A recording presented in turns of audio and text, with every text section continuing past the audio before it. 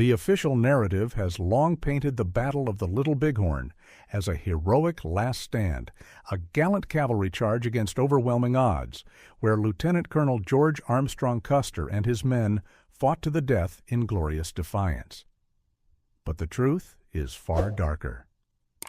What unfolded on June 25, 1876, along the banks of the Little Bighorn River, was not a noble sacrifice. It was a cascade of fatal miscalculations, ignored intelligence, and reckless ambition that led to the complete annihilation of 5 companies of the 7th Cavalry. The event was not a mythic defeat of brave soldiers by savage hordes. It exposed a commander driven by personal glory, who divided his already outnumbered force and charged headlong into a village of thousands, only to meet chaos, panic, and utter collapse. To understand how it came to this, we must step back to the spring of 1876.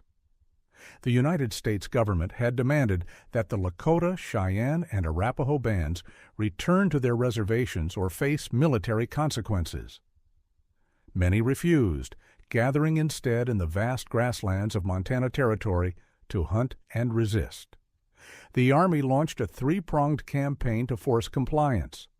One column, under General Alfred Terry, included the 7th Cavalry, approximately 600 officers and men under Custer's command.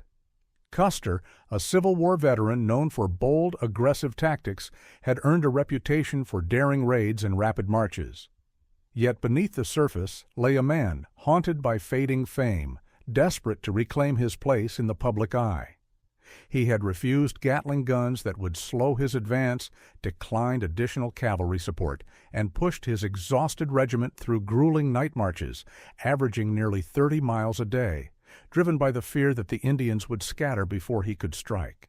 By the evening of June 24th, the 7th Cavalry had followed a broad trail of abandoned villages and freshly killed buffalo carcasses, signs of a massive moving encampment. Scouts reported sightings of a large village ahead, but Custer dismissed caution. At dawn on June 25th, near the divide between the Rosebud and Little Bighorn valleys, the regiment halted to brew coffee after marching through the night. Around 8 a.m., Custer summoned trumpeter John Martin, Giovanni Martino, an Italian immigrant born in 1852 who had enlisted in 1873 as his orderly. Martin overheard Bloody Knife, a trusted Arikara scout, warning of a village containing hundreds of lodges and perhaps 5,000 people, far larger than anticipated. Custer, dressed in a blue-gray flannel shirt, buckskin trousers, and boots, his once long yellow hair now cropped short, listened but showed no alarm. Ambition outweighed prudence. By 8:30 a.m., the column moved out. Custer rode bareback at first, issuing quiet orders to officers. The command advanced slowly, scouts fanning ahead. 2 hours later, in a deep ravine, Custer ascended to the crow's nest overlooked with scouts. From there, he glimpsed the distant village, hundreds of teepees visible, though the full extent remained hidden by folds in the terrain. Fresh pony tracks nearby confirmed the Indians had spotted the soldiers. Any hope of surprise vanished. Custer ordered officers' call sounded, breaking 2 days of enforced silence, and held a tense conference. The decision was made: divide and attack. Around noon, the regiment crossed the divide. Custer detached Captain Frederick Benteen with 3 companies, about 125 men, to scout leftward and guard against escape routes, instructing him to rejoin if needed. Major Marcus Reno took 3 companies down the left bank of a tributary toward the river to strike the village frontally, with Custer promising support. Custer himself led 5 companies, some 210 men, along the right bank, moving at a trot and gallop. Scouts reported fleeing Indians ahead.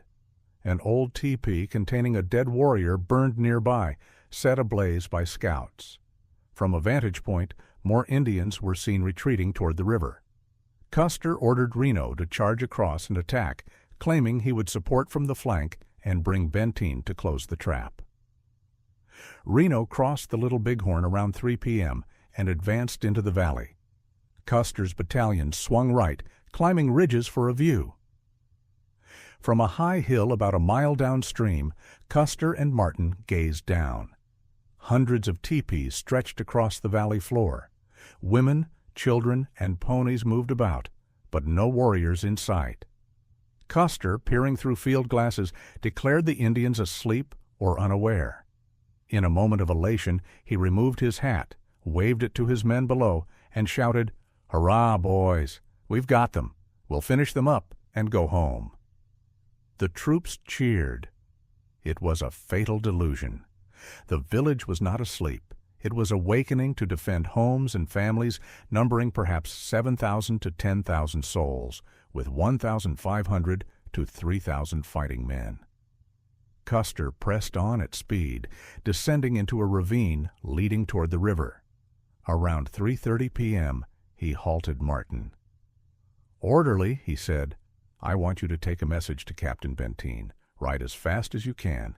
Tell him it's a big village. Bring the packs." The adjutant scribbled hastily. "Benteen, come on! Big village! Be quick! Bring packs!" Martin galloped back, his horse already weary. As he crested the hill where Custer had earlier viewed the village, barely 10 minutes after leaving, the firing erupted behind him.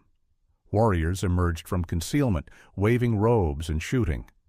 Martin glimpsed Reno's men dismounted in skirmish lines far below, already falling back under heavy pressure. Indians turned on Martin, bullets striking near.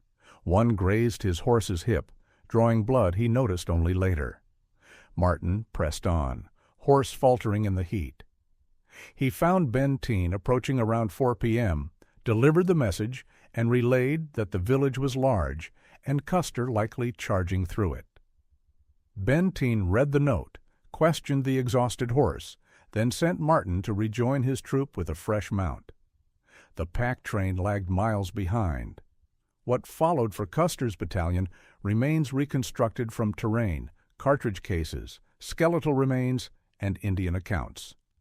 Archaeological evidence, scattered bullets, spent casings clustered in panic pockets rather than disciplined lines, horses shot as desperate barricades, reveals no orderly stand. Instead, rapid disintegration, companies fragmented across ridges and coulees, men exhausted from 48 hours without rest, visibility limited by dust and smoke, carbines jamming or running dry. Warriors closed from multiple directions, exploiting the broken ground. Panic spread. Groups fled downslope toward the river in futile attempts to escape or link up, only to be cut off.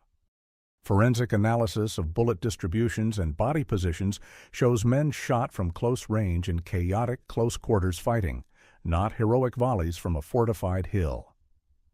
Custer himself fell among the last clusters, his command overrun in less than 2 hours. The myth took shape almost immediately. Survivors from Reno and Benteen's commands, pinned on a defensive hill miles away until June 26th, offered fragmented stories.